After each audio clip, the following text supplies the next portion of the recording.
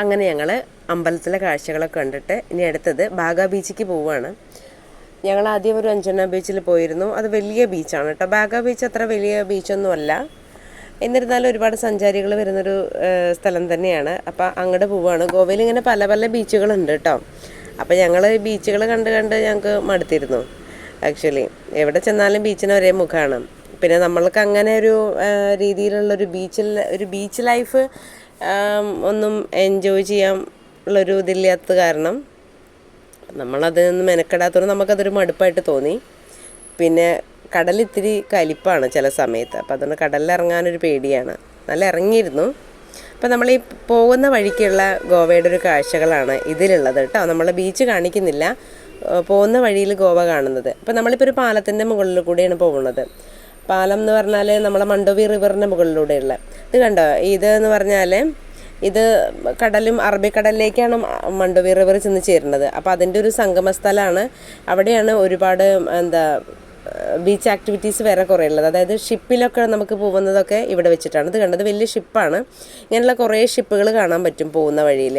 കാസനോവകളൊക്കെ ഉള്ളതാണ്. മിക്ക വലിയ ക്രൂയിസ് ഒക്കെ ആയിട്ടുള്ളത് കാസനോവകൾ ഉള്ളതാണ് കേട്ടോ. കണ്ടോ ഇവിടുത്തെ ബിൽഡിംഗ് കണ്ടോ, കടും നീല, കടും മഞ്ഞ, അങ്ങനെ കടും കളറാണ് ഇവിടുത്തെ ബിൽഡിങ്ങിൻ്റെ ഒരു പ്രത്യേകത. പിന്നെ ഭയങ്കര വൃത്തിയാണ് കേട്ടോ ഗോവയിൽ, എവിടെയായാലും നല്ല വൃത്തിയാണ്.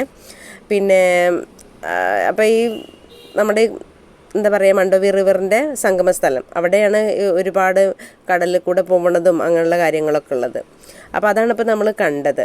ഇത് കണ്ട റോഡൊക്കെ നല്ല റോഡാണ്.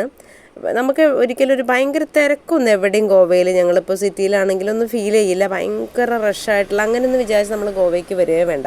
ശാന്ത സുന്ദരമാണ് ഗോവ. നമ്മൾ കേരളം തന്നെയാണ്. നമ്മളൊരു നാട്ടിൻ പുറത്തുനിന്ന് ജീവിക്കുന്ന ആൾക്കാർ ശരിക്കും ഗോവയ്ക്ക് പോകേണ്ട കാര്യമൊന്നുമില്ല. പിന്നെ ചുമ്മാ അടിച്ചുപൊളി ലൈഫ് എന്ന് പറഞ്ഞാൽ ഇത്തിരി ഭയങ്കര ഹൈ ആയിട്ടുള്ളതാണ്.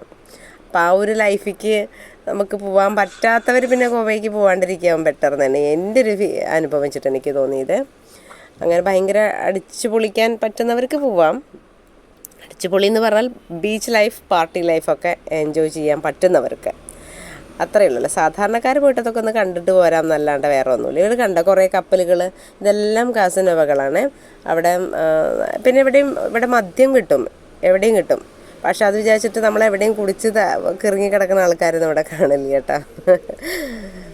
നല്ല ഭംഗിയുള്ള പച്ചപ്പും ഒക്കെ ആയിട്ട് ഞങ്ങൾ ശരിക്കൊരു ടൗണിൽ കൂടെ തന്നെ പോണത്. പക്ഷെ നമ്മളിവിടുത്തെ പോലൊരു ആൾക്കാരെ ബഹളമൊന്നും കാണണ്ട, വണ്ടികളുടെ ബഹളം അങ്ങനെയൊന്നുമില്ല. ഇവിടെ എന്തോ ഒരു ബ്ലോക്കായിട്ട് നിർത്തിയതാണ്. അപ്പോൾ ഇവിടുത്തെ ഒരു കാഴ്ചകൾ ചുറ്റുള്ളതൊക്കെ നിൽക്കൊന്ന് കാണാമല്ലോ എന്ന് വിചാരിച്ചിട്ടാണ് ഈ വീഡിയോ. നിറയെ മരങ്ങളുണ്ട് കേട്ടോ റോഡിൻ്റെ രണ്ട് സൈഡിൽ. അപ്പോൾ നമുക്കൊരു തണുപ്പ് ഫീൽ ചെയ്യും.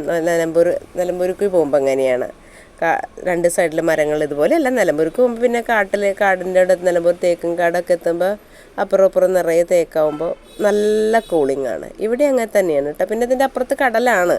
ദൂരം നോക്കുമ്പോൾ കടൽ കാണാൻ പറ്റും. ഈ വണ്ടിയിൽ നമ്മൾ നോക്കുമ്പോഴേ ഇങ്ങനെ പോകുമ്പോൾ കാണാൻ പറ്റും. അതുകൊണ്ട് അപ്പുറം മരങ്ങളൊക്കെ ആയിട്ട് നല്ല രസമായിട്ടുണ്ടല്ലേ. അപ്പോൾ ഇതൊന്ന് നിങ്ങൾക്ക് കാണാൻ വേണ്ടിയിട്ടാണ്. അപ്പോൾ നമ്മൾ ഗോവയിൽ പോകുമ്പോൾ സൈഡിലുള്ള കാഴ്ചകളൊക്കെ ഇങ്ങനെ കാണാൻ വേണ്ടിയിട്ടാണ് കേട്ടോ ഇത്. ഇങ്ങനെ ഭയങ്കര അത്ഭുതങ്ങളൊന്നും ഒരിക്കലും നിങ്ങൾ പ്രതീക്ഷിച്ചിട്ട് ഗോവയ്ക്ക് പോകണ്ട. ഭയങ്കര ബിസി ലൈഫൊക്കെ ഉള്ളവർക്ക് കുറച്ച് ദിവസം ഒന്ന് ശാന്തമായിട്ട് എന്നാൽ അവരുടെ ലൈഫൊക്കെ എൻജോയ് ചെയ്യാനും പറ്റുന്ന രീതിയിലുള്ളൊരു സ്ഥലമാണ് ഗോവ ആക്ച്വലി. അതാണ് എനിക്ക് തോന്നിയിട്ടുള്ളത്. ഒരു സാധാരണക്കാരനായ ഒരാൾക്കൊന്നും വെറുതെ ഗോവയിൽ കാശ് മുടക്കി പോകേണ്ട കാര്യമില്ലേ തോന്നി. നമ്മുടെ നാട്ടിൽ എത്രയോ സ്ഥലങ്ങളല്ലേ. അങ്ങനെയാണ് എനിക്ക് ഫീൽ ചെയ്തത്. എൻ്റെ ഒരു അനുഭവമാണ്. ബീച്ച് ലൈഫാണെങ്കിലും ബീച്ചിൽ നമുക്ക് അവിടെ പോയി താമസിക്കാനുള്ള അത്രയും കാശ് വേണം. ഫുഡൊന്നും ഞങ്ങൾ എൻജോയ് ചെയ്തില്ലേ ബീച്ചിലെ ഫുഡൊന്നും, കാരണം അത്രയും കോസ്റ്റ്ലി ആയത് കാരണം അത് പറ്റില്ല. നമ്മൾ ഭയങ്കര ബഡ്ജറ്റും കൊണ്ടൊന്നും അല്ലല്ലോ ടൂർ പോണേ. അങ്ങനെ ഇവിടുത്തെ ബിൽഡിങ്ങുകൾക്ക് ഇങ്ങനെയാണ് കേട്ടോ, കടും കളറുകളാണ് കൂടുതൽ. ഇതൊക്കെ കണ്ട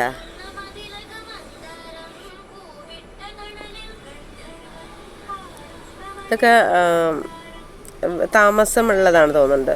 വില്ലകളാണെന്ന് തോന്നുന്നത് അവിടെയൊക്കെ. റെഡ്, ഗ്രീൻ, ബ്ലൂ, യെല്ലോ ഒക്കെയാണ് ബിൽഡിങ്ങിൻ്റെ കളറ്. ഇതാ ഞാൻ കണ്ട ഒരു മീൻ കണ്ട അവിടെ. ആ എത്തി, ഞങ്ങൾ ബാഗ ബീച്ചിലെത്തിയിട്ടുണ്ടേ. ഇനി ബാഗ ബീച്ചിലത്തെ കാഴ്ചകളാവാം.